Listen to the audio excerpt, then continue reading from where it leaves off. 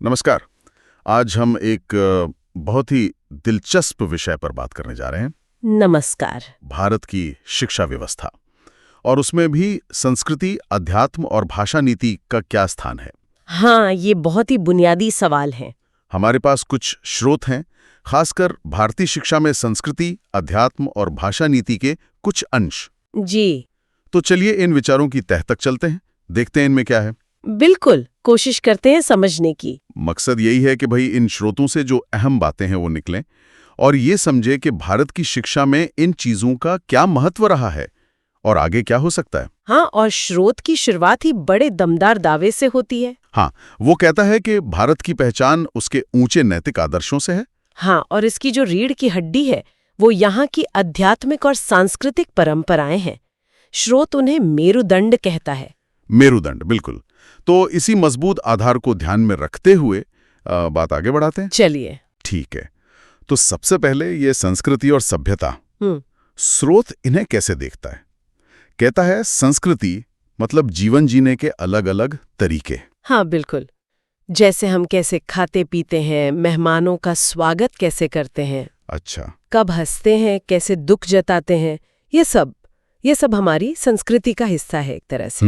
और फिर आती है सभ्यता।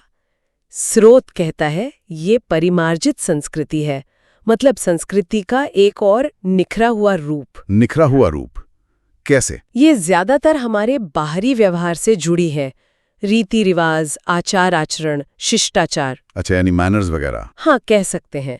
और ये दोनों जुड़े तो हैं, पर एक बहुत महीन सा फर्क भी है। क्या फर्क? स्रोत एक बड़ी बात कहता है कि इंसानियत की जो बुनियादी संस्कृति है वो शायद एक ही है, पर सभ्यताएं वो अलग-अलग समाजों में अलग-अलग हो सकती हैं। ये दिलचस्प है, मतलब मूल भाव एक पर तरीके अलग-अलग। हाँ, जैसे स्रोत में उदाहरण दिया है, हाथ से खाएं या चम्मच से, या लकड़ी के चम्मच से, या जैसे नृत्य की मुद्राएं अलग-अलग हों। बिल्कुल।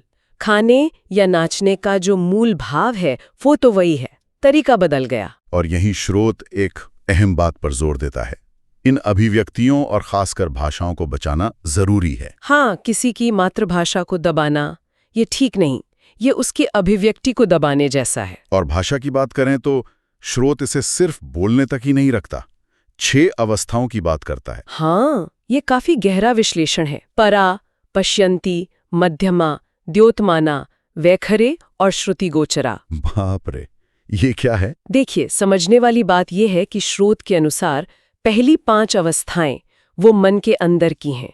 विचार, भाव, ये सब इंसानों में एक जैसी हैं, सार्वभौमिक। अच्छा। फर्क सिर्फ आखिरी अवस्था में आता है, श्रुतिगोचरा, जो सुनाई देने वाली आवाज है। यानी जो हम बोलते हैं, अलग अलग भाषाएं। बिल्कुल। तो अंदरूनी तौर पर हम सब जुड़े हुए हैं, अभिव्यक्ति एक सी है, बस बाहरी रूप यानी भाषा अलग है। और स्रोत एक चेतावनी भी देता है सभ्यता को लेकर कि सिर्फ बाहरी चमक धमक या कह लें भौतिक तरक्की ही सभ्यता नहीं है। तो फिर क्या है? असली ताल्लुक तो हमारी बुद्धि और मन के विकास से है। स्रोत चिंता जताता है कि कैसे अश्लील साहित्य जैसी चीजें इंसान को नीचे गिरा सकती हैं, आंशिक रूप से। हाँ, मानसिक रूप से। और हमें इसके उपाय सोचने होंगे। सिर्फ नकल करना या अच्छा दिखने का नाटक करना, वो न तो असली सभ्यता है न सच्ची शिक्षा। तो ये हुई संस्कृति और सभ्यता की बात। अब आते हैं अध्यात्म पर। स्रोत तो साफ कहता है कि भारतीय शिक्षा में अध्यात्म जरूरी है। हाँ, अनिवार्य कहा है। इसके बिना शिक्षा अधूरी है। और ये किताबी अध्यात्म नहीं। नहीं, व्यावहारिक आध्यात्मिकता, जिसका आधार नैतिकता है, मोरालिटी। और इसी से जुड़ा है वो प्राणधर्म का विचार, है ना? बिल्कुल। ये शब्द बहुत महत्वपूर्ण है स्रोत में। प्राणधर्म मतलब किसी व्यक्ति या समूह की वो खासियत जो उसकी अपनी पहचान है, सहज, स्वाभाविक। अच्छा। और भारत के बारे में स्रोत कहता है कि बचपन से ही हर काम में, हर सोच में एक आध्यात्मिक नजरिया रखना, ब्राह्मी भाव, ये भारतीयों का प्राणधर्म बन गया था, पीढ़ी दर पीढ़ी। हाँ। तो शिक्षा ऐसी हो जो इसे कुचले नहीं, बल्कि इसे सींचे, मजबूत करे। और ये प्राणधर्म सिर्फ सोच में नहीं था, जीने के तरीके में था। हाँ। स्रोत ने कुछ चरण बताए हैं। हाँ, एक तरह से पूरे जीवन को ही शिक्षा का हिस्सा माना गया है। जैसे बताइए। 5 साल की उम्र से गुरु के पास जाना, सीखना शुरू करना।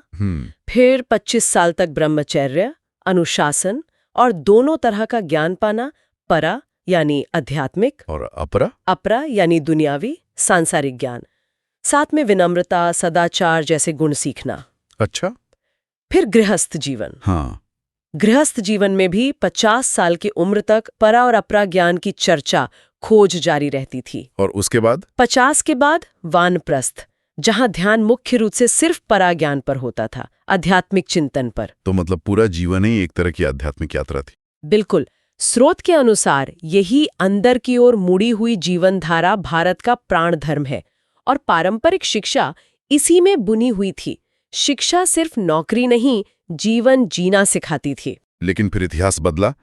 मैकाले का जिक्र आता है स्रोत में 2 फरवरी 1835 ब्रिटिश पार्लियामेंट। जी। स्रोत उस भाषण का हवाला देता है और उसके आधार पर एक निष्कर्ष निकालता है। ये ध्यान रखना जरूरी है कि ये स्रोत की अपनी व्याख्या है। हाँ, बिल्कुल। स्रोत क्या कहता है? स्रोत के अनुसार मैकाले ने कथित तौर पर कहा कि भाई भारत में घुमा, देखा, यहाँ बहुत धन दौलत है, ऊंचे नैतिक आदर्श हैं, काबिल लोग हैं, और उन्हें लगा कि भारत को सचमुच हराना है तो इसकी मेरुदंड यानी इसकी आध्यात्मिक और सांस्कृतिक जड़ों को तोड़ना होगा। अच्छा, कैसे? स्रोत के मुताबिक सुझाव ये था कि शिक्षा और संस्कृति को बदलो। भारतीयों के मन में ये बिठा दो कि विदेशी चीजें, खासकर अंग्रेजी, उनके अपनी चीजों से बेहतर हैं, ताकि वो अपनी चीजों को कमतर समझे। हाँ, उनमें हीन भावनाएं, वो अपना आत्मसम्मान, संस्कृति सब खो दें, मानसिक रूप से गुलाम बन जाएं। स्रोत इसे भारत के प्राण धर्म पर एक सोचा समझा हमला मानता है। जाहिर है ये मैकॉले के इरादों का स्रोत का अपना विश्लेषण है। ये तो सोचने वाली बात है कि शिक्षा नीतियां कितना गहरा असर डाल सकती हैं। और यहीं से भाषा का मुद्दा जुड़ जाता है। बिल्कुल। वैसे स्रोत ये भी मानता है कि अंग्रेजी भाषा ने उस वक्त अलग अलग भारतीयों को जोड़ने में कुछ मदद भी की। हाँ, ये भी कहा गया है कि छात्र अपनी मातृभाषा और अंग्रेजी सीखकर ज्ञान हासिल कर पाते थे। एक माध्यम बनी वो। लेकिन आज की स्थिति पर स्रोत काफी सख्त है। राजनीतिक सनक जैसे शब्द इस्तेमाल करता है। हाँ, वो आज के नेताओं की आलोचना करता है कि छात्रों पर भाषाओं का बोझ बहुत ज्यादा डाल दिया गया है। बोझ कैसे? वो पाकिस्तान का उदाहरण देते हैं। सोचिए, एक सिंधी छात्र, उसे मातृभाषा सिंधी सीखनी है, फिर दुनिया से जुड़ने के लिए अंग्रेजी, धर्म के लिए अरबी या फारसी, राष्ट्रभाषा उर्दू या बंगला, शायद दोनों। अरे बाप रे, 5 भाषाएं। हाँ, तो सवाल यह है कि बच्चा इतनी भाषाएं सीखेगा या ज्ञान हासिल करेगा? ये तो रुकावट बन गई ना। सही बात है। तो फिर रास्ता क्या है? स्रोत कुछ सुझाता है? हाँ, स्रोत का सुझाव बहुत सीधा और व्यवहारिक लगता है। क्या? कि शुरू में 2 भाषाओं पर ध्यान दो।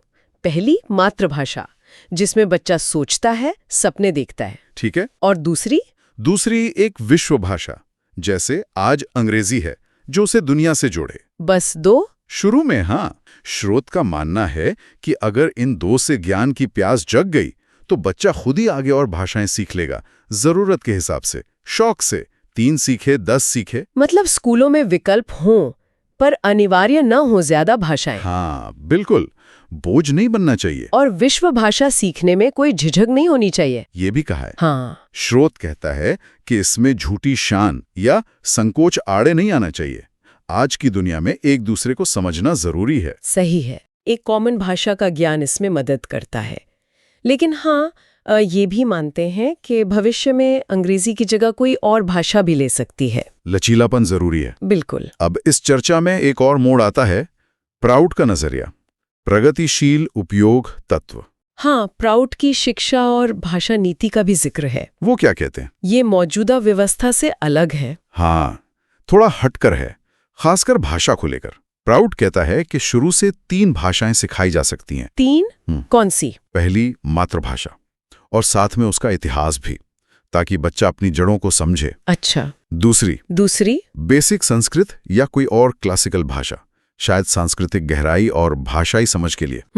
और तीसरी एक विश्व भाषा, जैसे अंग्रेजी, ताकि बच्चा खुद को विश्व नागरिक समझे। तो प्राउड शुरू से ही बहुभाषिकता की बात करता है। हाँ, और ज्यादा भाषाएं सीखने को भी प्रोत्साहित करता है। लेकिन एक और खास बात है। क्या? कि सरकारी कामकाज, ऑफिस, अदालतें, वहां मातृभाषा का इस्तेमाल होना चाहिए। अच्छा, यानी मातृभाषा सिर्फ घर तक सीमित न रहे। बिल्कुल, उसे समाज और प्रशासन में भी जगह मिले। ये तो हुई भाषा नीति। प्राउड की शिक्षा नीति के कुछ और सिद्धांत भी बताए हैं स्रोत ने। हाँ, कई सारे बुनियादी सिद्धांत हैं। एक तरह से पूरी शिक्षा का खाका है। कुछ मुख्य बातें। जैसे पहला तो उद्देश्य, साविद्या या विमुक्तय। विद्या वो जो मुक्ति दिलाए हर तरह की संकीर्णता से। ठीक। फिर शिक्षा सबके लिए समान हो, मुफ्त हो, अनिवार्य हो, सुलभ हो। सबके लिए बराबर मौके। हाँ, और नैतिक आध्यात्मिक मूल्यों के साथ आधुनिक शिक्षा, सिर्फ जानकारी नहीं, चरित्र निर्माण भी। और प्रैक्टिकल भी हो, रोजगार मिले। बिल्कुल, शिक्षा का नियंत्रण शिक्षाविदों के हाथ में हो और वो रोजगार उन्मुख हो। और सोच कसी हो। वैश्विक सोच, नव मानवतावादी, जिसमें सिर्फ इंसान नहीं, पूरी प्रकृति, सारे जीव जंतु शामिल हो। वाह। और भाषा चयन में नैतिकता बहुत अहम। और शिक्षा में माता पिता, समाज, सरकार सबकी भागीदारी हो। शिक्षा मजेदार भी होनी चाहिए। हाँ, आनंददायी शिक्षा, परीक्षा रटने वाली न हो। और विकास कैसा? कैसा? शारीरिक, मानसिक और आध्यात्मिक, मतलब समग्र व्यक्तित्व का विकास। ये तो वाकई बहुत व्यापक नजरिया है शिक्षा का। इसमें तो सब कुछ आ गया। स्रोत कहता है इस पर अगले अंक में और बात होगी। हाँ, लगता है प्राउड की शिक्षा नीति पर विस्तार से चर्चा की जाएगी। तो आज की इस पूरे बातचीत को अगर समेटें तो क्या मुख्य बातें निकल कर आती हैं? देखिए, हमने समझा कि कैसे भारतीय संदर्भ में संस्कृति, अध्यात्म और शिक्षा, ये तीनों गहरे जुड़े हुए हैं। हाँ, पारंपरिक सोच को देखा, फिर मैकाले वाला मोड़, हाँ, और उस पर स्रोत का नजरिया, फिर भाषा नीति की आज की चुनौतियां और कुछ समाधान, जिसमें प्राउड का एक वैकल्पिक मॉडल भी शामिल है। और इन सब के बीच एक सवाल बार बार उठता रहा। हाँ, वो केंद्रीय सवाल कि ऐसी शिक्षा कैसे बने जो भारत की अपनी खास पहचान, वो प्राण धर्म, उसे भी सहेजे और साथ ही आज की दुनिया के लिए हमें तैयार भी करें। अपनी जड़ों से जुड़ाव भी रहे और दुनिया से कदम मिलाकर भी चले। बिल्कुल, ये परंपरा और आधुनिकता, राष्ट्रीयता और वैश्विकता के बीच संतुलन बनाने की एक लगातार चलने वाली खोज है। सही कहा। और इसी सोच के साथ हम अपने श्रोताओं के लिए एक सवाल छोड़ जाते हैं। जरूर। कि हमारी प्राचीन विरासत, इतिहास के सबक, आज की जरूरतें और प्राउड जैसे भविष्य के विचार, इन सब को मिलाकर आज की इस तेजी से बदलती, आपस में जुड़ी दुनिया में कोई भी शिक्षा प्रणाली अपनी अनूठी सांस्कृतिक पहचान को बचाने और ज्ञान तथा वैश्विक नागरिकता की साझा इच्छा के बीच वो सही संतुलन आखिर कैसे बना सकती है? ये वाकई एक बड़ा सवाल है। और शायद इसी के जवाब में हमारे भविष्य की शिक्षा का रास्ता छिपा है।